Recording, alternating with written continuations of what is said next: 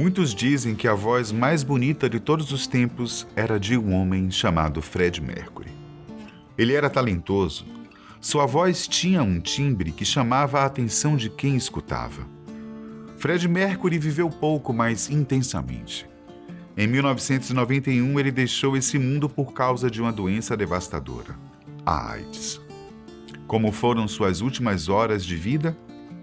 É exatamente isso que eu contarei para vocês no vídeo de hoje. Eu sou o Benjamin e seja bem-vindo ao nosso canal.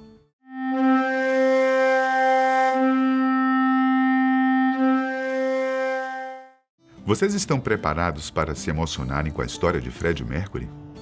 Eu já vou avisando que sua vida é repleta de alegrias, mas, como todos sabem, o fim é trágico. Nascido em 1946 como Farrokh Bulsara, em Zanzibar, na Tanzânia, Freddie começou no mundo da música logo cedo. Com apenas 7 anos de idade, ele começou a estudar piano em Mumbai, na Índia.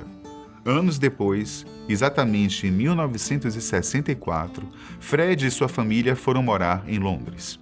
Lá, Freddie iniciou os estudos em design gráfico na Ealing Technical College and School of Art, se formando no ano de 1969. Muitos acham que essa graduação de Freddie foi perda de tempo, mas a verdade é que o curso de design gráfico foi crucial para que, anos depois, Freddie pudesse criar artes incríveis para sua banda. Mas o então designer gráfico tinha muito mais jeito para a música. Além da linda voz e do conhecimento em piano, Freddie apresentava uma aparência um tanto peculiar. Ele tinha 4 dentes a mais. Em vez de 32, como é mais comum, Freddie tinha 36 dentes. Seu visual chamava a atenção, assim como seu talento.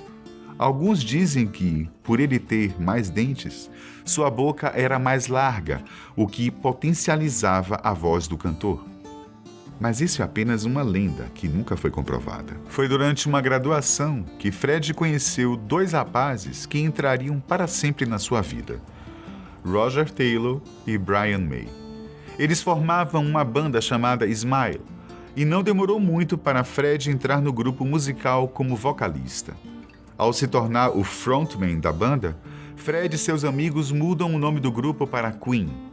Anos depois, exatamente em 1971, John Deacon passou a integrar a banda. Os 4 jovens talentosos então começaram uma carreira musical sem ter ideia que conquistariam o mundo inteiro. O primeiro álbum da banda foi lançado em 1973 e intitulado simplesmente como Queen. Em 1974, o segundo álbum foi lançado e se chamava Queen 2. Mas foi o álbum Sheer Heart Attack que alavancou a carreira dos caras. A partir daí, a banda começou a deslanchar. Pouco tempo depois, a banda foi para uma casa alugada na cidade de Herefordshire e compôs o álbum A Night at the Opera e a lendária canção Bohemian Rhapsody. A música era feita no estilo rock, mas tinha alguns toques de música clássica. O resultado? Sucesso e muito dinheiro no bolso dos integrantes da banda. O Queen estava indo longe, tinha feito shows na Europa e até no Japão. Nessa época, Freddie vivia 2 momentos únicos da sua vida. Um com a banda, o outro com a mulher que amava, Mary Austin.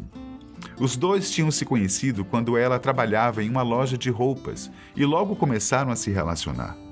Quando eles se conheceram, ela tinha 19 anos e Freddie 24. Logo depois de se conhecerem, o casal começou a morar junto na cidade de Kensington. Bom, Freddie até chegou a pedir Mary em casamento, mas essa união nunca aconteceu. Em um certo momento da relação, Freddie disse que tinha certeza que amava Mary, mas também revelou seu interesse por homens. Mas não se engane achando que fez com que os 2 se afastassem. Eles terminaram o namoro, mas um amava o outro. Freddie e Mary foram bons amigos até o dia da morte do cantor. Freddie já tinha se consagrado como um grande músico. Sua banda já tinha conquistado um enorme público e a situação financeira dos integrantes da banda não podia ser melhor. Porém, Um acontecimento na vida de Fred comprometeria sua carreira. No início dos anos 1980, uma epidemia de HIV atingiu alguns centros nos Estados Unidos, Reino Unido e em outros lugares do mundo. Nessa época, os médicos começaram a perceber que o vírus afetava principalmente alguns grupos, os homossexuais e os usuários de drogas. Naquele tempo, não havia muitas informações sobre como fazer sexo seguro e nem se falava sobre os riscos de contrair as DSTs. Na verdade, o vírus tinha sido contraído por muitas pessoas, fossem elas heterossexuais ou não. Mas as comunidades de gays recebiam destaque por parte do governo. Pois bem, meus caros amigos, infelizmente Fred Mercury foi uma das pessoas que contraiu HIV e, a partir disso, seu fim teve início. O preconceito das pessoas e o descaso dos governos fizeram com que Fred Mercury e outras pessoas com HIV sofressem as consequências. Fred foi diagnosticado no ano de 1987 e, pelo fato das pessoas terem um sério preconceito contra as pessoas com HIV e AIDS, ele preferiu esconder sua condição por um bom tempo. E adivinha quem foi a primeira pessoa a saber que Fred tinha sido diagnosticado com HIV? Isso mesmo, a melhor amiga do cantor, Mary. Apesar do amor assumido entre os dois, durante muito tempo, Mercury se relacionou com o outro amor de sua vida, um homem chamado Gene Hutton. Mas vamos ao que interessa. Ao receber o diagnóstico de HIV positivo, Fred não apresentava nenhum sinal de que estava doente. Muito pelo contrário, o cantor estava vivíssimo. Mas com o tempo, o vírus começou a fazer efeito. Fred tentava esconder a todo custo que estava doente, mas os tabloides conseguiam raras fotos do cantor, e as imagens mostravam que ele não estava bem de saúde. No dia 18 de fevereiro de 1990, Fred Mercury fez sua última aparição pública. O Queen recebeu uma homenagem no Brit Awards, em Londres, sendo condecorado por sua contribuição à música britânica. Durante a apresentação, ele nem chegou a abrir a boca, mostrando que realmente não estava bem de saúde. Seu último show com a banda aconteceu no dia 9 de agosto de 1986, no Knebworth Fest. Apesar de não fazer mais shows, em 91, o cantor fez seu último trabalho na frente das câmeras, gravando o clipe do These Are the Days of Our Lives. Nesse clipe, ele já se apresentava muito magro e fraco. Meses depois, exatamente em novembro de 1991, a saúde de Fred Mercury começava a ficar extremamente debilitada. Peter Freestone, que era assistente de Mercury há 12 anos, estava vendo o brilho de uma estrela se apagar. Nos últimos meses de vida do cantor, ele teve de colocar um catéter venoso central por onde o homem recebia os medicamentos. Em vez de ir ao hospital tomar os medicamentos, Peter Freestone e Joey Fanelli, o cozinheiro da casa de Fred, aprenderam a dar os medicamentos e cuidavam do cantor. Durante o último ano de vida, Mercury não tinha mais tanta energia e já não conseguia fingir que estava tudo bem. No dia 23 de novembro de 1991, Fred sentia que iria deixar esse mundo. Essas seriam suas últimas horas de vida. E, finalmente, cerca de 48 horas antes de morrer, Fred resolveu assumir publicamente que era HIV positivo e tinha AIDS. O cantor disse o seguinte na sua publicação: a partir das enormes conjecturas que têm aparecido na imprensa ao longo das últimas 2 semanas, gostaria de confirmar que eu sou HIV positivo e tenho AIDS. Creio que tenha sido correto não publicar esta informação até agora para proteger a privacidade das pessoas ao meu redor. No entanto, chegou a hora de meus amigos e fãs de todo mundo saberem a verdade.